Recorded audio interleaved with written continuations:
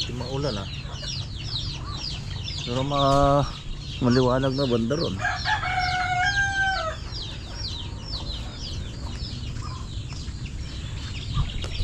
I-install tayo ngayon.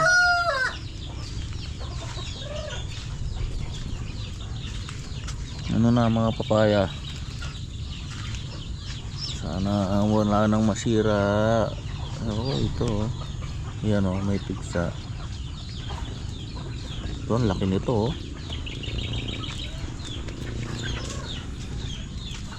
Ito mga maliliit na hihinog na. Ito oh.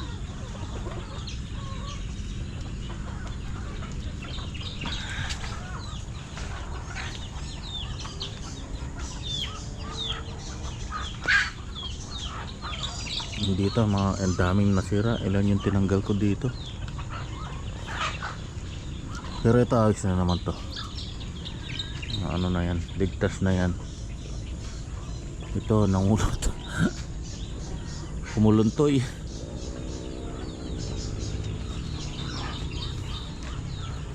Medyo na ano rin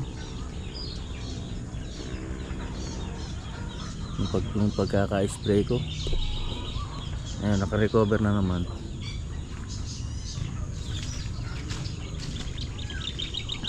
Kamuti kaya natin. Ayan oh, grabe. Ay, ako.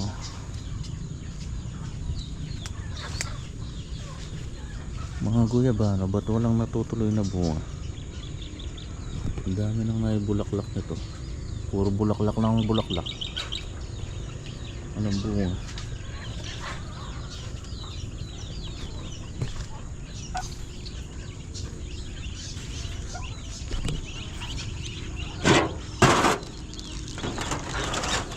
Kik kik kik kik. Ang cute nila.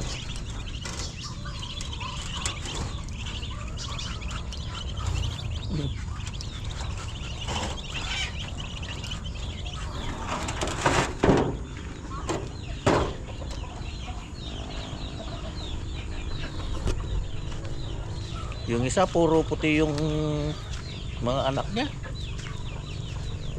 Ito merong isang itim. Yung puti. Malakas maglahi yung ano, yung malaking barako, yung nakabaligtad yung pakpak.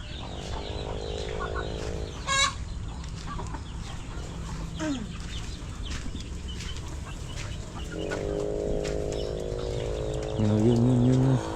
Talo ito eh, talo itong maitim pero malaki din to. Ganda rin ang tubo nito.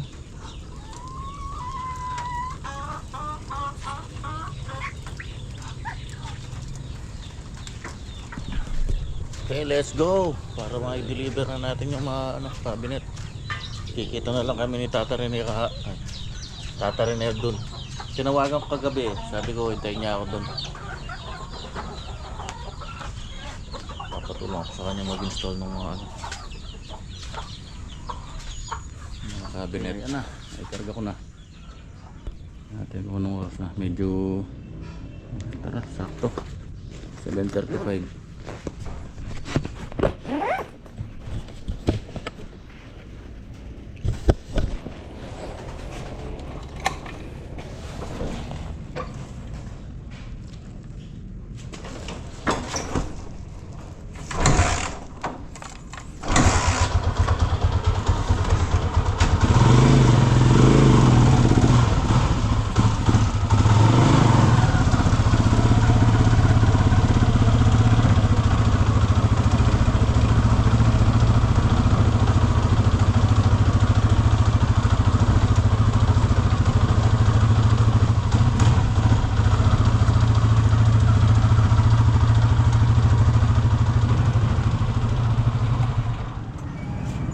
Okay.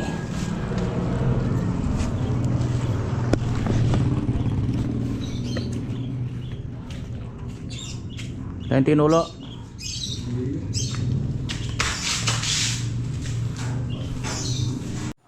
Yun oh, ang bilis. Yan. Babalik ako na lang yung baka bukas para mailagay yung mga handle. Yan. Tapos bukas yan yung mga drawer. Papapalit ko muna yung mga yung handle na reject. Yan, on the way ako dun sa BDL. Papapalit ko yung mga handle. Yan. Ay, dadaan lang ako kay Tata Rene dito.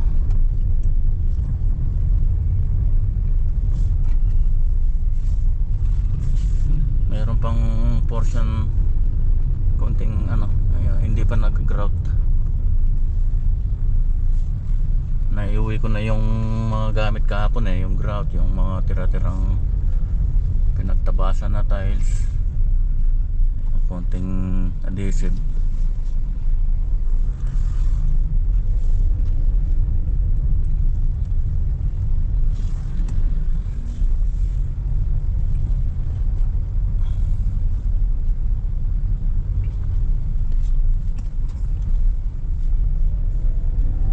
Yan nga pala guys, yung ginagawa namin na street na to, taga dito sila Mahal dati. Ito yung bahay nila, 9th Street. Kaso naibenta na yung bahay nila, yung lumang bahay. Dito. Mamaya tuturo ko yung bahay nila doon, banda ron. Yan, ito kamag-anak nila yung dito. Kapatid ng biyanan kong babae yun dyan.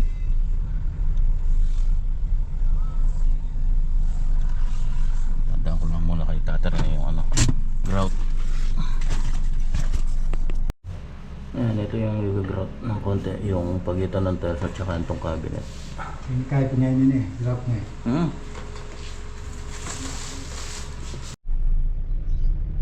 Yan, ito yung bahay nila Mahal dati Yan yung pula na yero na yan. Dito yung kapatid niya. Yan, nabenta na lahat yan. Ito. Yan, tumira kami dati dyan. Ang bago pa lang kami mag-asawa ni Mahal, dyan kami nakatira.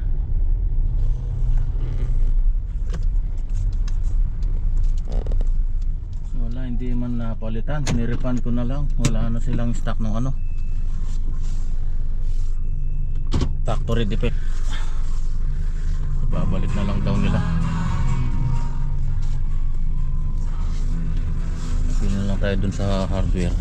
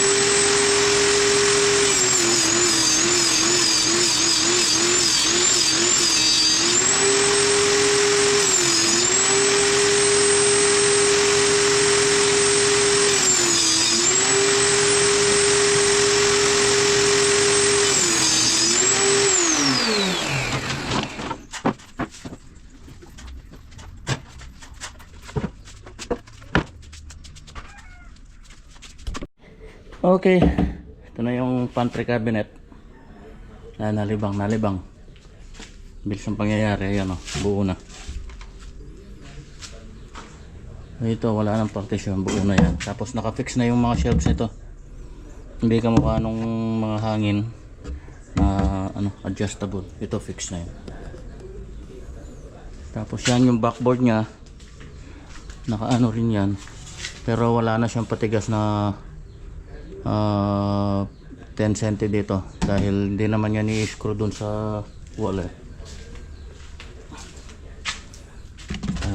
Ilalagay lang yan dun, tapos i-screw ko na lang dun sa may hangin dun sa taas dito para hindi gumalaw.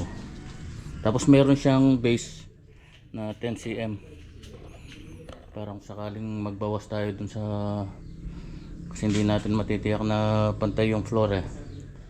Pagka in-install niya nito, doon tayo magbabawas doon sa pinaka base.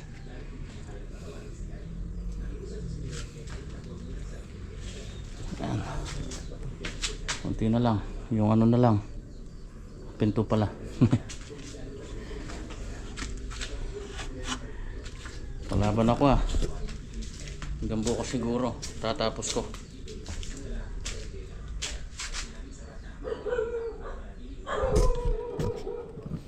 So yung ano muna siguro, yung pinto muna nun, yung mga titirahin ko. Naubusan kasi ako ng cobblestone. Ayun oh, umalis muna ako, bumili ako eh. Naubos na yung 12 yun, naubos na 1/2 by 2 by 10, 12. Bumuli ulit ako ng 10 ay 6. Tapos yan, tinistis ko na rin yung plyboard, pang 7 na to.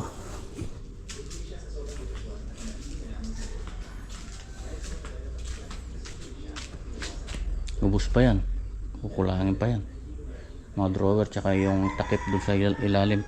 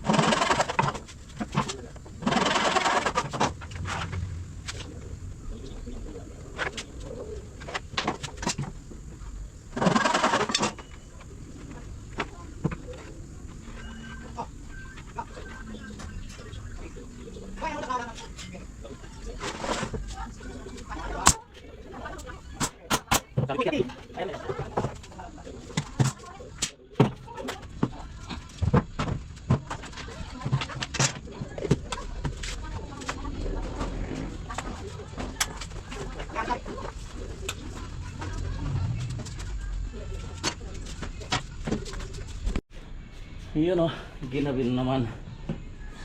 Time check 6:17.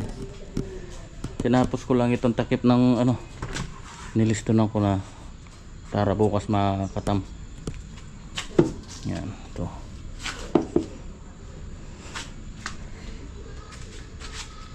Baka i-deliver ko na bukas to pagka natapos tong ano, itong mga pinto, para mailagay ko yung mga handle sa mga na-install natin kanina.